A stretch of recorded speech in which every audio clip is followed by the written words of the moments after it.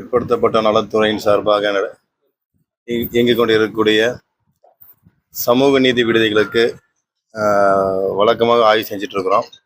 ஒரு பகுதியாக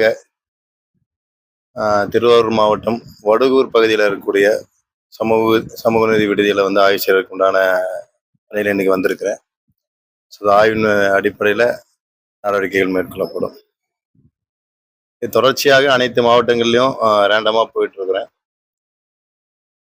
பல்வேறு மாவட்டங்களில் மாணவர்களோட கலந்து பேசி அவங்களுக்கு தேவையான என்னென்ன தேவைகள் சொல்லி அவங்களுடைய கோரிக்கைகளை கேட்டோம். அவங்களுடைய தேவைகளை அறிஞ்சு அதுக்குண்டான செயல்பாடுகளை செய்ய சொல்லி முதலமைச்சர் அவர்கள் நம்ம ஆணையிட்டு இருக்காரு. ஸோ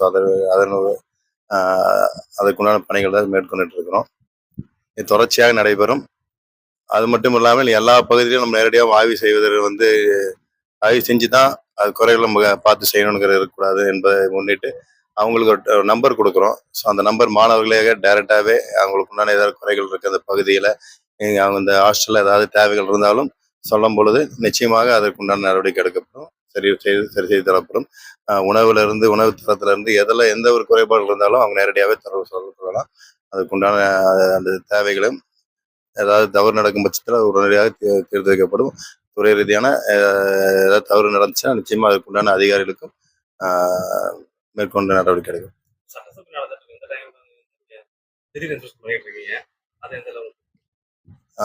சட்டசபை நடந்துட்டு இருக்குது. அதே சமயத்தில் மாணவர்களுடைய அக்கறையும் எங்களுக்கு இருக்குது. ஸோ அந்த மாணவர்களுடைய கோரிக்கை ஏற்றதை இன்னைக்கு வந்திருக்காங்க சொல்றேன். ஆக்சுவலாக எந்த ஹாஸ்டல் போறங்கிறது இது வரைக்கும் நாங்கள் தகவல் சொல்லலை. ஆனால் அதே மீறி அவங்க சரி பண்ணிட்டு கேள்விப்பட்டிருப்பாங்க, கேள்விப்பட்டேன். ஸோ சட்டசபை நடந்தாலும் எங்களுடைய பணி தொடர்ந்து நடைபெறும் என்பது இதன் மூலம் தெரிவிச்சு. அனைத்து கட்சி கூட்டம் இப்ப தொகுதி மறுவரைக்காக போட்டிருக்காங்க. ஆனா மேகதாது விவகாரத்தை அனைத்து கட்சி கூட்டம் கூட்டல்னு சொல்லிட்டு சரி, நம்ம டிபார்ட்மெண்ட் பத்தி இன்னைக்கு பேசினா நல்லா இருக்கும்னு நினைக்கிறேன். சரிங்களா?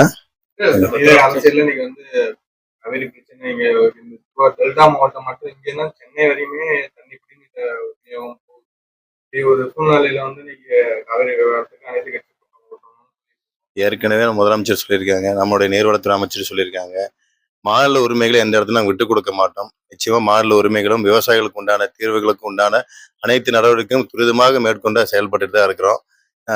அதே சமயத்துல இரு மாநில பிரச்சனைகள்ல எந்த மக்களும் பாதிக்கப்படக்கூடாது என்பதில் முதலமைச்சர் அவர்கள் தெளிவாக இருக்காங்க. எந்த ஒரு மக்களும் பாதிக்கக்கூடிய இங்க இருக்கக்கூடிய மக்களும் சரி, அங்க இருக்கக்கூடிய நம்ம மக்களும் சரி, பாதிக்கப்படாம எந்த ஒரு முடிவு எடுக்கணுங்கிறதுல தெளிவா இருக்கு. அதே சமயத்துல நம்முடைய மாநில உரிமைகளும் இந்த இடத்துல விட்டு கொடுக்கறதுக்கு நம்ம அரசு நிச்சயமாக உடன்படாது என்பதை தெரிவிச்சுக்கிறேன். அதனால நல்ல ஒரு முடிவை தீர்க்கமாக எடுப்பாங்கன்னு சொல்லுங்க.